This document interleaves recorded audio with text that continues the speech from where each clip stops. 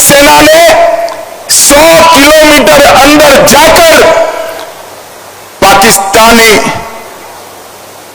Camps, आतंकवादियों के camps को ध्वस्त करने का काम किया। 8 तारीख को पाकिस्तान की सेना ने हमारी निर्दोष जनता पर कच्छ से लेकर कश्मीर तक पूरी पश्चिमी सीमा पर हमला करने का दुस्साहस किया, मगर मोदी जी के समय में हमारी एयर डिफेंस सिस्टम इतनी परफेक्ट बन चुकी थी कि एक भी मिसाइल्स भारत की भूमि पर नहीं गिर पाया, एक भी ड्रोन उनका भारत की भूमि पर नहीं गिर पाया। 100 से ज्यादा दुर्दांत आतंकवादियों को समाप्त करने के बाद जब एक भी हमला भारत को नुकसान पहुंचाने में सफल नहीं हुआ, पाकिस्तान की सेना अभी सोचती ही थी।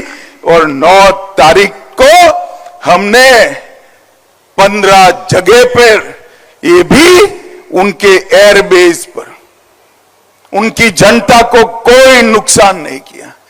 एयरबेस पर नूर खान एयरबेस, सुक्कुर एयरबेस, कराची में मलिर कैंट, कई जगहों पर 15 स्थानों पर उनकी क्षमता को, वायु हमला करने की क्षमता को तहस नहस करने का काम भारत की सेना के वीर जवानों ने किया।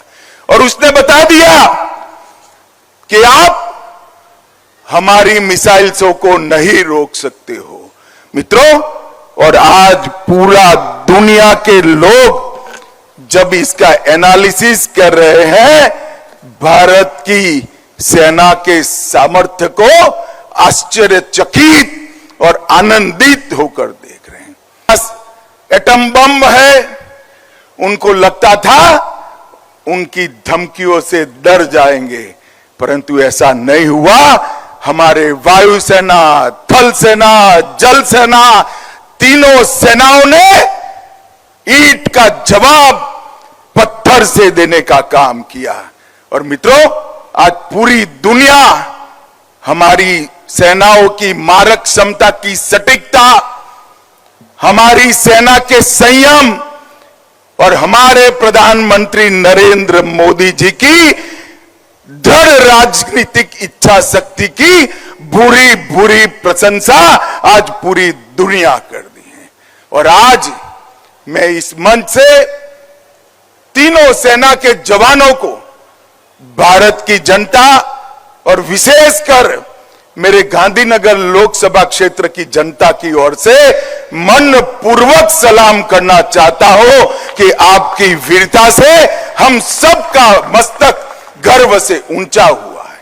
और हम सब के लिए एक और गर्व का विषय है कि गुजरात के ही सपूत, भारत माता के सपूत, गुजरात और पूरे देश की जनता इस विषय पर भी गर्व कर रही है कि एक ऐसा नेता भारत माता की कोख से जन्मा, जिसने भारत माता के मस्तक को ऊंचा करने का काम किया, देश को सुरक्षित करने का काम किया।